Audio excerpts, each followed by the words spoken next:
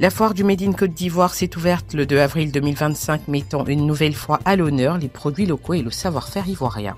Malgré le maintien de la grève par l'intersyndicale du MENA, plusieurs syndicats du secteur éducation-formation se sont dissociés de ce mouvement et ont réaffirmé leur volonté de poursuivre le dialogue social. Plus de 200 femmes d'Oumé ont pris part à une conférence publique organisée par l'IFEF sur l'éducation financière et l'autonomisation. Voilà pour le sommaire de cette édition. Bienvenue à tous et à toutes.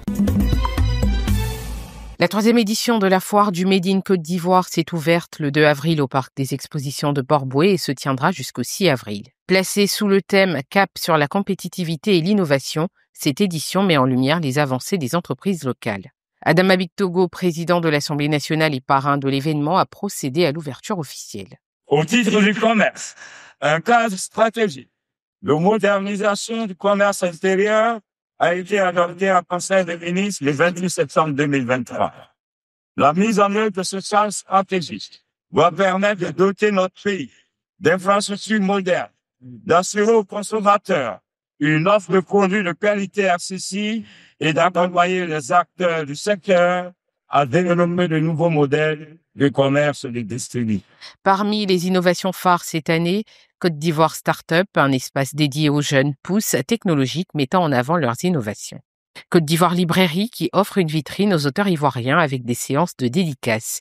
Et Made in Côte d'Ivoire, un showroom où les stylistes locaux présentent leur créativité. Cette foire se positionne comme un rendez-vous clé pour la valorisation du savoir-faire ivoirien. Alors que l'intersyndicale du MENA maintient son mot d'ordre de grève, plusieurs syndicats du secteur éducation-formation ont exprimé leur désaccord et réaffirmé leur engagement en faveur du dialogue social. Je porte la parole des organisations syndicales qui ont choisi la voie du dialogue pour obtenir une prime pour le secteur éducation-formation. Madame la ministre d'État, ministre de la fonction publique et de la modernisation de l'administration, a bien voulu nous accorder une audience cet après-midi.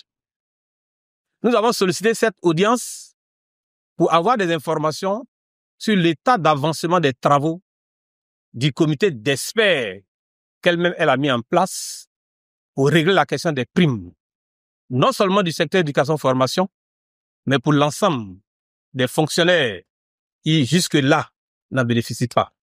La ministre a salué cette approche et rappelé l'engagement du président de la République et du gouvernement à améliorer les conditions des fonctionnaires. Le syndicaliste a des ambitions. Il a une mission de se syndiquer, ce qui est tout à fait normal. Mais cette mission ne l'empêche pas de se souvenir qu'il est d'abord un citoyen ivoirien et qu'il a la responsabilité de contribuer et de participer à la vie de la nation.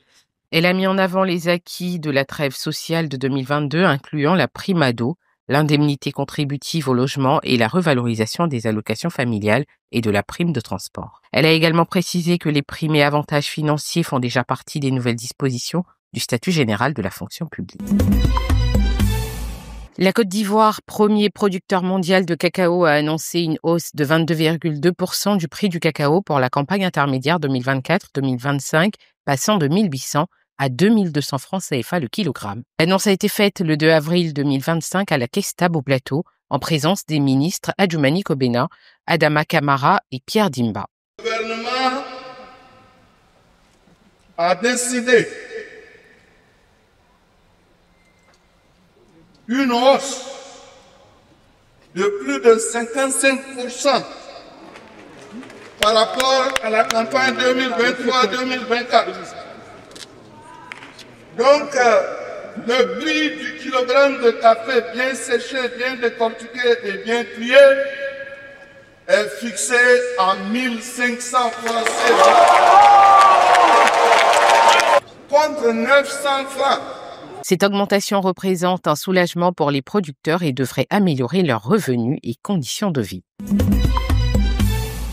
Plus de 200 femmes Doumé ont participé à une conférence publique sur l'éducation financière et l'autonomisation au complexe socio-éducatif. Organisée par l'IFEF Doumé, cette rencontre a été placée sous le parrainage de Touré Aya Virginie, vice-présidente du Conseil économique, social, environnemental et culturel. Le thème abordé était Association des femmes en Côte d'Ivoire, quels impacts sur le développement? Je dis aux femmes, comme je viens de le dire là, de se mettre ensemble, d'explorer leur talent, d'explorer tout ce qui est comme compétence à leur endroit pour pouvoir réussir à impacter effectivement le développement de notre pays, de leur famille, de leur communauté.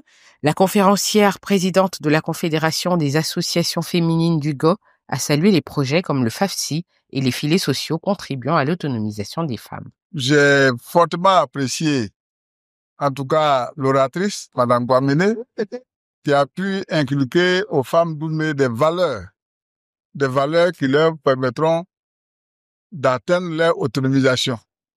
Parce qu'en fait, au lieu de toujours tendre la main, il faut apprendre plutôt à pêcher. Je crois que, en un mot, c'est ce qu'elle a pu inculquer à nos femmes. Donc, une conférence enrichissante qu'il faut multiplier parce que c'est une forme de sensibilisation de nos femmes pour qu'elles puissent vraiment avoir les rudiments nécessaires à travers les associations pour se prendre en charge. Cette rencontre s'inscrivait dans le cadre de la GIF 2025 et les participantes se sont réjouies de cette occasion d'échanger et de se former. Voilà qui met fin à cette édition. Merci de l'avoir suivi. L'information se poursuit sur cette info et sur www.cetteinfo.ci.